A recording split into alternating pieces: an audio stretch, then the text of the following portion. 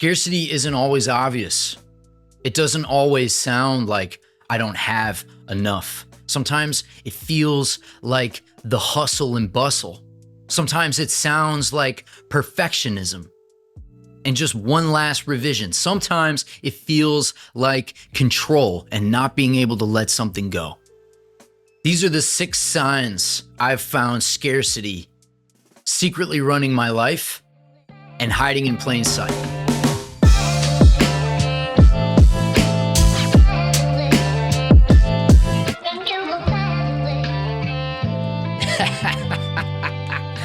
So it looks kind of funky, but I promise it goes somewhere. So the first C stands for control.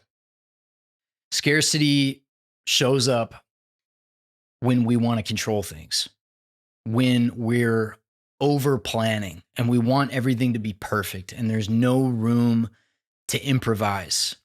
The belief is like, if I let go, everything's going to fall apart. The antidote is trust, because this control arises out of fear. We fear that the letting go is the death or the unraveling or the spiraling into chaos, when the letting go might actually be the blossoming. It might actually be the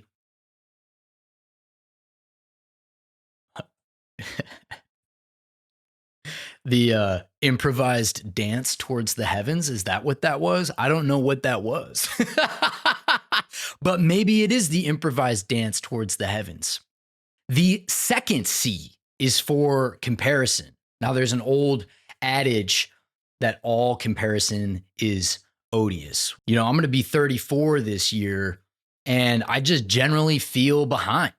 But that feeling of being behind and just not having enough right now in order to do, and you're comparing yourself to them in this like super low resolution way, because there's just no realistic mechanism to compare one human being to another. There's so many variables that are different. So you have to look at where you are, who you are, what you have to offer right now. And that's where the name of this channel actually came from. That, you know, I made kind of into my name, Eian. Everything I am now. Right now. Everything that you are right now is good enough to do whatever it is that you want to do. You just have to begin. So we'll go more into that later. So that's the 2 C's: control, comparison. And then we've got O for overgiving. Saying yes when you actually mean no. This is embedded in scarcity, or scarcity is embedded in overgiving, because you say, if I don't give enough, I won't be enough. If I don't give enough, I won't be loved. I won't be acknowledged in the way that I feel like I need to be acknowledged. So I give. And really what this is self-abandonment disguised as generosity, or, you know, being the person who always shows up. Whatever that means to you. You know, if you're an overgiver, maybe that's your scarcity mindset that's kind of embedded in this, what has become characteristic of you. You're known as an overgiver. So these things are pernicious. H in CCOHP-J, there's an H in there, and it stands for hustle, hustle, hustle, hustle. It's like if you're not hustling, who are you? What are you doing? Why aren't you hustling? You know, you got to have a hustle. You got to have a side hustle. You got to win the Charlie Hustle Award. So we think that the hustle is how we're going to derive our value. I have to output in order to be valued. I have to burn out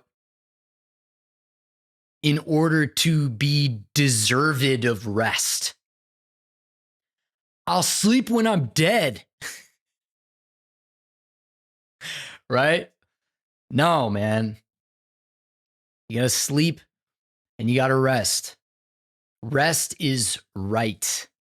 It's a balance and it's hard. It's hard to find the balance. I mean, I feel like I was just on the verge of a burnout, because you're trying to push it, you want to push it, you want to work hard, but maybe is working hard the thing that is going to produce the desired result?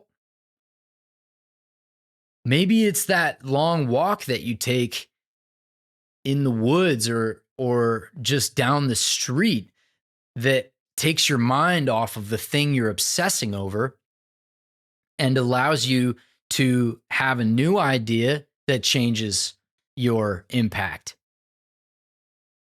So scarcity in this hustle kind of snowballs into there's not enough time. I have to do everything now. There's no time for rest. See how scarcity sort of seeps in to this? And it affects me a lot. I mean, I have had to work very hard to not work.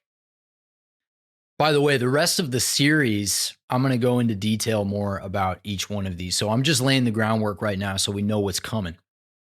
P in COHP-J. I wanted it to be, cute and memorable. I need to like piece things together like this in order to remember them. Otherwise, I can't remember. I feel like a lot of us are this way. But P is for perfectionism. I have suffered from this, I think maybe the most. Like perfectionism as procrastination, and scarcity is embedded in all of this because what are you really doing if you're procrastinating? Well, an aspect of procrastination is that you don't want to do the thing because once you do the thing, then you have to be accountable for it. So let's say I have a blank page of paper here and I write something down and I'm going to actually give it to somebody and I'm not going to be a perfectionist about it and just over polish and over polish and over polish until the energy and the flow has been totally snuffed out. So I actually write something down and I have to put it out. I'm responsible for that. And the worst part is that when I give it to you, I give it to anyone, you look at it and you're like, in your head, even though you maybe don't consciously say this, what happens is in your head you go, yeah, Eian put time into this because he actually sat down and wrote something out and then thought that it was good enough to give to me. And I'm looking at it and I'm like, dude, this sucks. Why did you think that this was a reasonable thing to output? And then I have to be like, yeah, man, I actually put that down on paper and put it out. Whereas if I just say something off the cuff, like if you and I are out in the world and I'm like, hey, blah, blah, blah, blah, blah. And we have a good laugh about it, but I'm responsible for that. But to a certain degree, I could be like, whoa, shit, I don't know why I said that. But if I write something down, if I produce something like a video like this and I put it out, I'm saying I put time into this. I put my stamp of approval on it, and I'm putting it out to the world for all to witness, And so where perfectionism comes in is it's an easy justification to say, oh yeah, I'm a perfectionist. It needs to be perfect. No, you're procrastinating. It doesn't need to be perfect. It won't be perfect. And in the perfecting, you're going to stifle the realness. You're going to stifle the energy that actually reaches out and grabs you. You're going to perfect it to death. The last one, so the J, the funky J at the end of cope, J.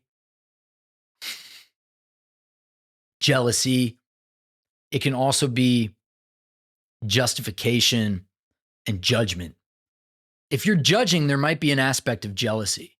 And it sort of reveals an inner life that is unlived, right? So I'll just use myself as an example. I look at somebody who's younger than me, who's doing what I want to do.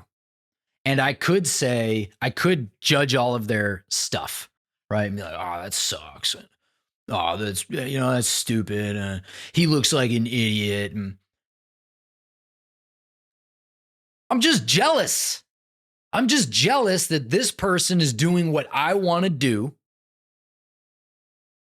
And maybe at the same time, they're younger than me. So that makes me feel like not good enough. It makes me feel there's an element of shame that insulates that, because it's like, damn, there's proof of a person doing exactly what I want to do, and they're 10 years younger than me or whatever.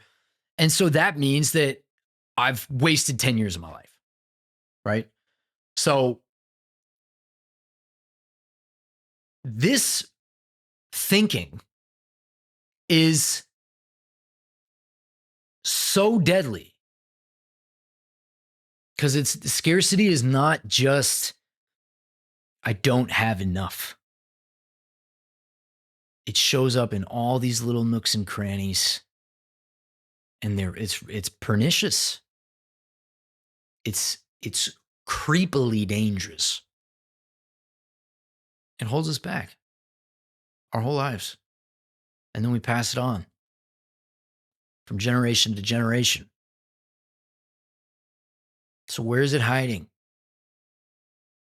Next, I'm going to do a deep dive into control, and then each episode after that will be each aspect of cope, Jay. And if this resonated with you, please like and subscribe, follow the playlist, follow along as we find all the hidden scarcities in our life, delete them, and choose abundance. Thank you.